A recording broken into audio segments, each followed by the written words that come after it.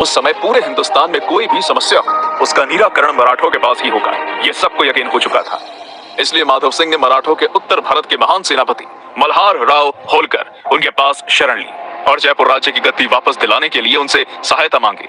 इसके बाद मराठा सेनापति मल्हार राव होलकर ने माधव सिंह का पक्ष लिया और जुलाई सन 1748 को उत्तर भारत का तूफान मल्हाराव होलकर इन्होंने खुद जयपुर राज्य पर चढ़ाई कर दी और टोक, टोडा, मालपुरा जैसे एक के बाद एक जयपुर राज्य के प्रदेशों को जीतते चले गए। और पहली बार ईश्वर सिंह को मराठों के डर का ये एहसास हुआ, इसलिए उसने तुरंत अपने दरबार के मंत्री केशवदास की ओर से मराठों के आगे संधि का प्रस्ताव रखा और मराठों की अधीनता स्वीकार कर ली।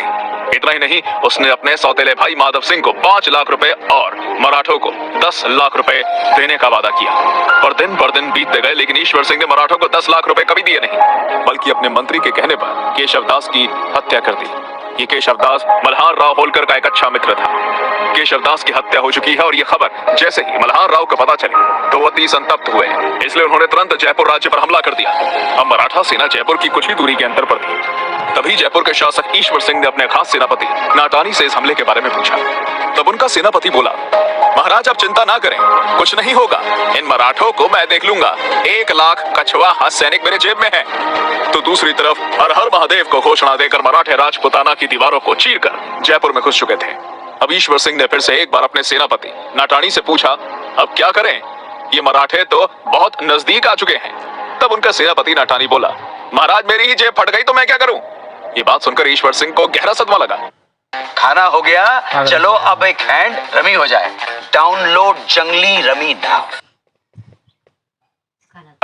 तब अंत में डरे हुए ईश्वर सिंह ने अपने सैनिकों को मुझे दवाई बनवानी है, ये बात कहकर सोमल खार नाम का जहर और एक जिंदा जहरीला सांप मंगवाया।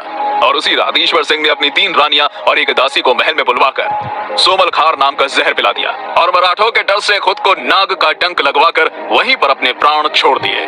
लगभग 18 घंटे तक ईश्वर सिंह, उसकी 3 रानियां और एक दासी, इन 5 की लाश राजमहल के बंद कमरे में पड़ी हुई थी। इससे आपको यह अंदाजा आता होगा कि मराठों की राजपुताना में कितनी ज्यादा दहशत थी। जब मराठा सेना जयपुर के महल में जाकर पहुंची और खुद मल्हार राव होलकर ने यह सभी दुर्दशा देखी तो उन्होंने तुरंत विधि अनुसार खुद के निजी खर्च से ईश्वर सिंह का अंतिम संस्कार का खर्चा उठाया। अब पूरे जयपुर राज्य पर मराठों का वर्चस्व स्थापित हो चुका था।